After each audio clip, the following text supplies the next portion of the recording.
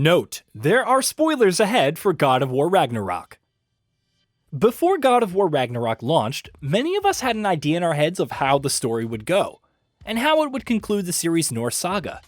As is often the case with hugely popular story-driven franchises, theories were a dime a dozen about more than a few unresolved plot threads.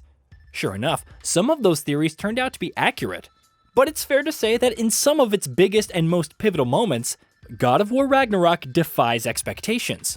From beginning to end, its plot keeps finding ways to unfold in ways that we don't see coming, and introduces several major elements that define the narrative's flow in fundamental ways.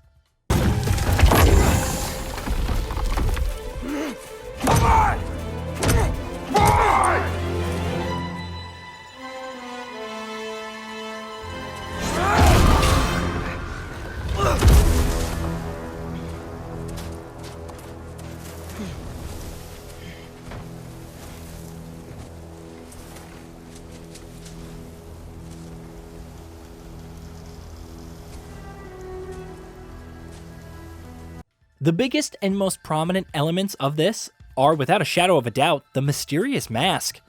About halfway through the game, one of Atreus' playable sections sees him traveling to Asgard, where he hopes to put up a ruse of friendship with Odin while attempting to find a way to defy the predicted death of his father. When he arrives in Odin's keeps, Odin takes him in with open arms. Even knowing that Atreus, or Loki as he and the other Aesir call him, intends to betray him. He does that because he's so thoroughly confident that once he shows Atreus what he has to show, the young half-giant will willingly begin working with him.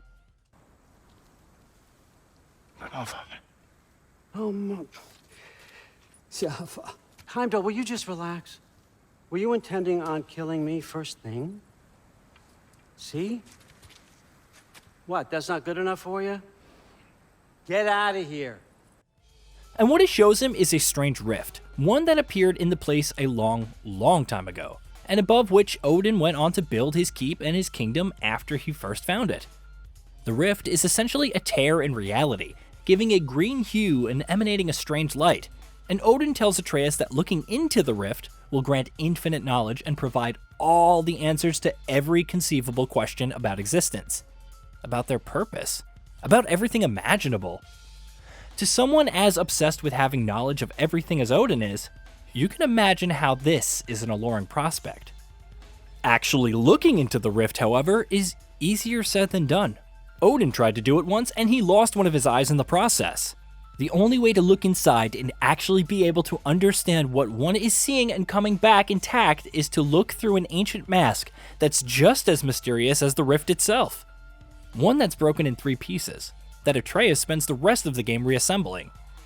And both the mask and the rift are massive question marks, because even by the time the game comes to an end, every question we had about them when they were first introduced remains unanswered. And find out. You don't have to kill anyone. You don't have to betray your father or yourself. Come on, I know you felt what I felt. The answers are in there. Let's get them. I mean, you translated this language like it was nothing. The biggest and most obvious question is, what the hell even are they? Everything else in God of War Ragnarok is obviously inspired by Norse mythology, but nowhere is there any mention of mask. Sure, the titular mask in Jim Carrey's starring 1994 movie The Mask is said to be the mask of Loki in the film, but I think it's safe to say there's no connection here, other than maybe a cheeky Easter egg.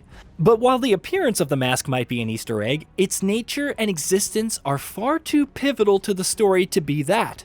So what the hell is it? Where did it and the rift come from? You were born for this. Put on the mask, Loki. Ask it the question.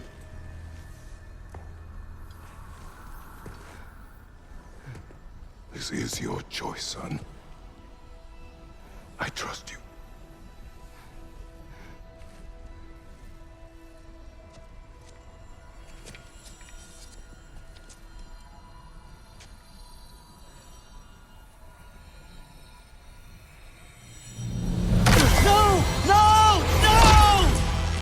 By the time God of War Ragnarok's story comes to an end, the mask and the rift are both gone. Rather than being lured by Odin into putting it on, Atreus breaks it into pieces. at which point both pieces fly into the rift and the rift closes behind it.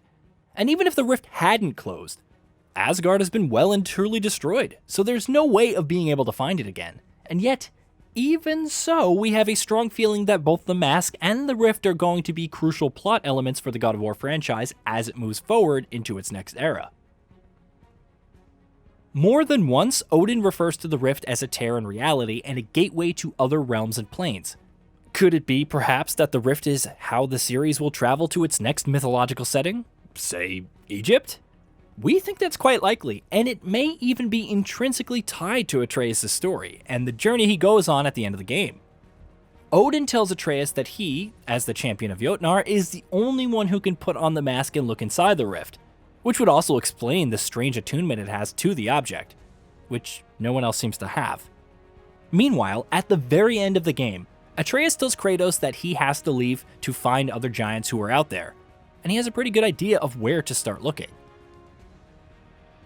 Is it possible, then, that those other giants, the ones who didn't whisper their souls into marbles and are out hiding in the world out there, are in God of War's next mythological setting?